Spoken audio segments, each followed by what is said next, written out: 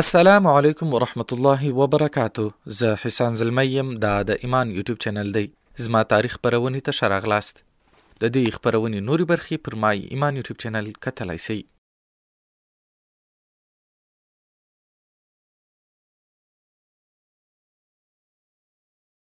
یعقوب چې د صلیبیانو ډیر نږدې سړی و او د صلیبیانو په منځګړیتوب له هراته کابل ته راغلی و، چې بیا یې پلار بندي کړ او د صلیب وایسرای د ده پر سر شیر علي ډیر وګواښه. کله چې یعقوب پاچا سو نو اول تر اوله یې وزیران بدل کړل او ټول هغه صلیبي ایجنټان چې صلیب ورته معرفي کړي په مهمو دندو وګمارل او خپل خسر یې یحیی خان چې په هند کې د صلیبیانو جاسوس و راوغوښت او د کابل والی یې کړ او د همده په لاسې له صلیبیانو سره د ګندمک شرمېدلې معاهده امضا کړه چې متن یې دا دی.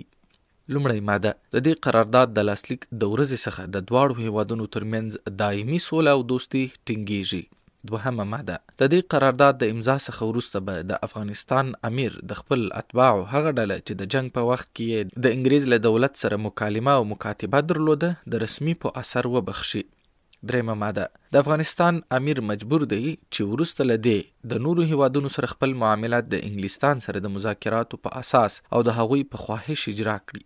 د افغانستان امیر حق نه لري چې له نورو هیوادونو سره رسما سم روابط ټینګ کړي او د انګریز د دولت له مشورې پرته له کوم بل هیواد سره جګړې وکړي. د دې شرط په مقابل کې د برطانیې دولت حاضر دی چې نوموړی امیر د پردیو د تیری په مقابل کې د پیسو او وسلو او عسکرو په وسیله په هر ډول چې د برطانیا دولت وغواړي حمایه کړي او هر وخت چې مناسب وبولي مرسته به یې وکړي. که برطانیې عسکر د کوم ضرورت په وخت کې د امنیت د برقرارۍ او د خارجي تیریو د دفاع په غرض د افغانستان خاورې ته داخلیږي، د سولې او امنیت له برقرارۍ وروسته به فوراً هیواد ته بیرته ورګرځي.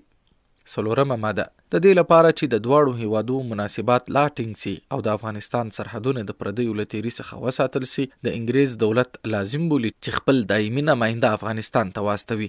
دغه نماینده به د خپلې رتبې مطابق یو ټولګی عسکر هم له ځان سره ولري او هم د برطانیې هیواد حق لري چې د ضرورت په وخت کې خپل خصوصي نمایندگان له معینو هیئتونو سره د افغانستان سرحداتو ته واستوي. په مقابل کې د افغانستان امیر حق لري چې خپل نماینده د هند د وایسرای د درباریانو او هندي مقاماتو ته واستوي. پنځمه ماده: د افغانستان امیر د انګریز د نمایندگانو د محافظې او ساتنې لپاره او له دې کبله چې د هغوی سره شرافتمندانه رویه وسي ځان مسؤل بولي او د برطانیې د دولت په مقابل کې وعده ورکوي چې هیڅ وخت به افغانستان په داخلي معاملاتو کې مداخله ونه کړي او د هغوی نمایندگان محترم وساتي. شپږمه ماده: د افغانستان امیر له خپلې خوا او نورو سردارانو لخوا تعهد کوي چې د انګریزي نمایندگانو او نورو وګړو سره چې د تجارت لپاره افغانستان ته راځي شرافتمندانه معامله وکړي او د هغوی په شخصي معاملاتو کې مداخله ونه کړي. اومه ماده: امیر له انګلستان سره تجارتي روابط ټینګوي او د هیوادو ترمنځ سړکونه پرانیزي ترڅو چې دواړه هیوادونه سره آزادانه تجارت وکړي او هم دواړه هیوادونه به سره اتفاق وکړي. دغه لارې به له خطره محفوظ وساتي. دغه تجارتي معاهده به د دواړو هیوادونو ترمنځ د یو کال لپاره مرعي الاجرا وي او د هیوادونو ترمنځ به آزاده وي. اتمه ماده: له کرمې څخه تر کابله به د تلګراف د سیم د غځولو لګښتونه د انګریز دولت پر غاړه وي او د هغه ساتنه په امیر اړه لري. نهمه ماده: له دې کبله چې د دواړو هیوادو ترمنځ دوستي برقرار سي او د بریتانیا عسکر له ډاډیني سره د افغانستان له خاورې څخه وځي، د سیالکوټ ولایت او د پوشنګ علاقه د کوژک تر غره پورې، د کرامې علاقه د جاجې تر سرحدو پورې، د مشرقي تر سندو پورې هفچا او لنډي کوتل د انګریزانو واګزار سي. لسمه ماده: له دې کبله چې د افغانستان امیر وسی کولای چې خپل بشپړ اقتدار برقرار کړي او هم پورتني شرایط صادقانه اجرا کړي، د بریتانیې دولت وعده ورکوي چې هغه او د هغه جانشینانو ته د مملکت د اصلاح په غرض د کال 6,00,000 کلداري ورکړي. امیر یعقوب او سر لویس کیوناري. نو له دې وروسته چې د شیر علي د ریفورم له مخې د صلیب په لاس روزل سوی، د دوی په اصطلاح عصري او منظم فوج صلیبیانو ته لار ورکړه چې افغانستان ونیسي.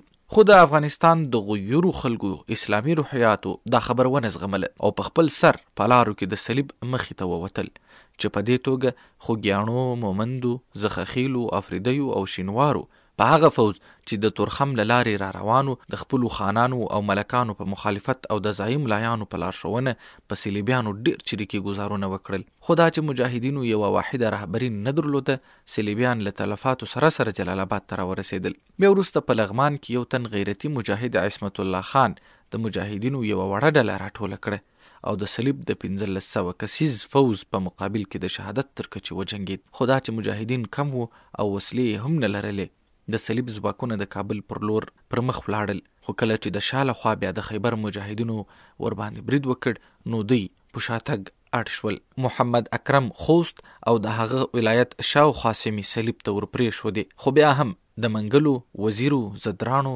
مسعودو او علي خیلو مجاهدینو د خپلو ملایانو په مشرۍ په صلیبیانو سخت بریدونه وکړل او صلیبیان په شاتګ مجبور کړل. په کابل کې صلیبیانو کیوناري چې د ګندمک معاهده یې امضا کړې وه سفیر مقرر کړی و او هغه په دې وخت کې یو ټولواک او له 600 تنه صلیبي افسرانو سره په بالاحصار کې اوسېده. نو په دې وخت کې د کابل غیرتي او مجاهد ولس د صلیبیانو په مقابل کې راپاسېده او زرګونه مجاهدین مخ په سفارت ور روان سول. یعقوب د صلیب د ساتلو لپاره داود شاه یحیی او محمد موسی د مجاهدینو مخ ته ورولېږل چې د هغوی مخه ونیسي. خو مجاهدینو دا کسان راونیول او سخت یې وډبول.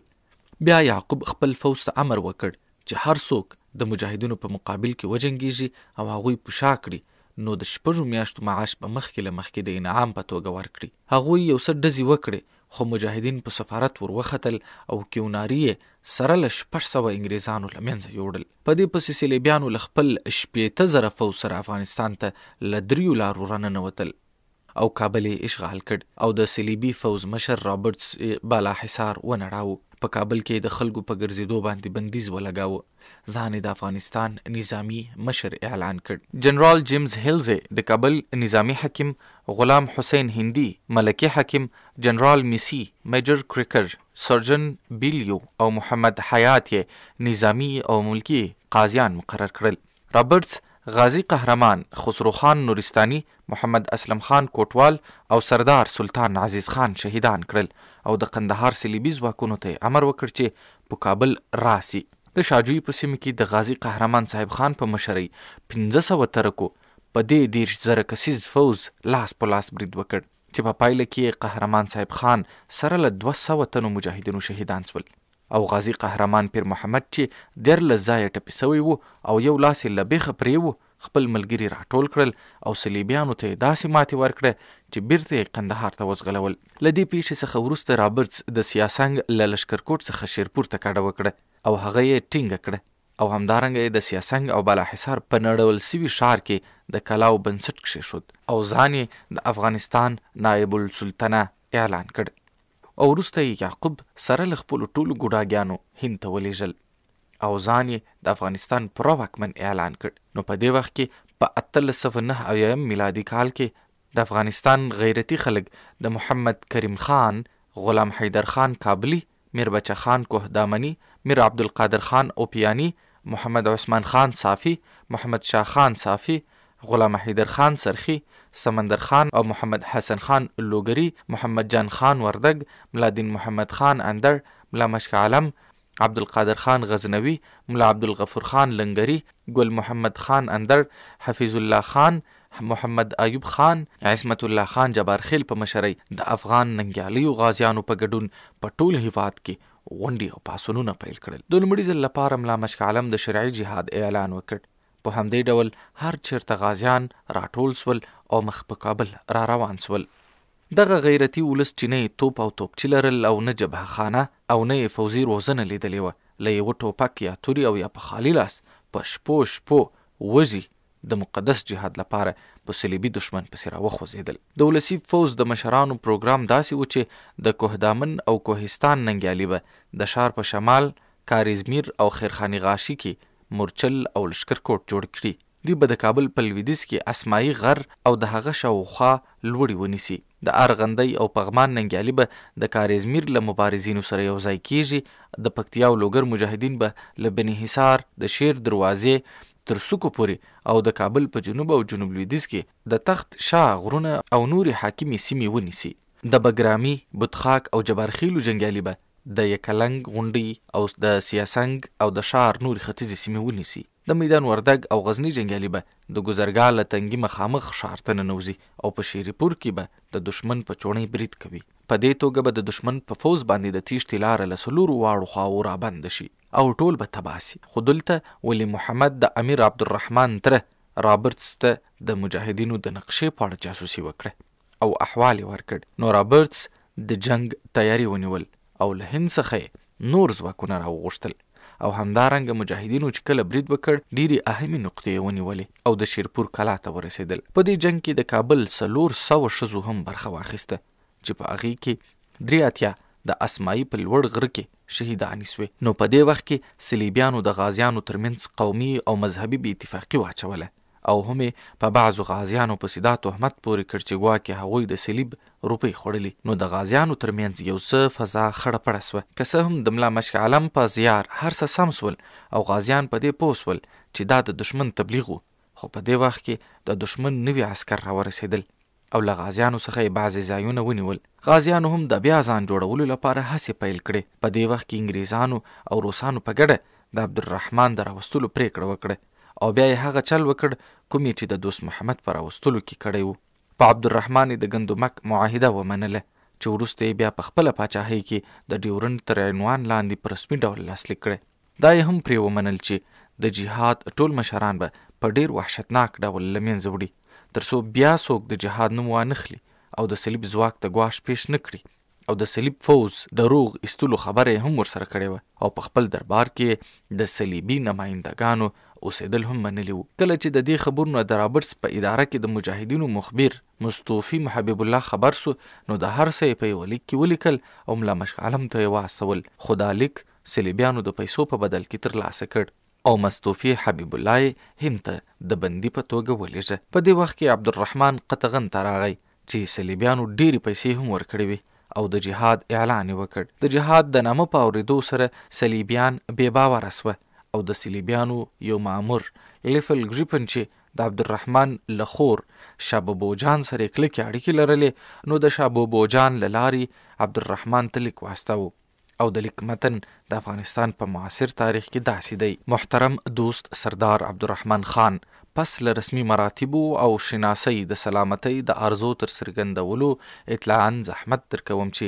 د انګریز دولت چې په سلامتۍ تاسې قطغن ته راغلي یاست خوشحالي څرګندوي او خوش بسي په دې پوهیږئ چې تاسې څرنګه له روسیې څخه حرکت کړی دی او ستاسې اراده او خیالات څه دي. ستاسو دوست ګریفن. د عبدالرحمن ځواب: محترم دوست ګریفن صاحب، ستاسو مراسله را ورسېده او زما تر نظر تیره سوه. زه د تاشکند د حکمران په اجازه قطغن ته راغلی یم.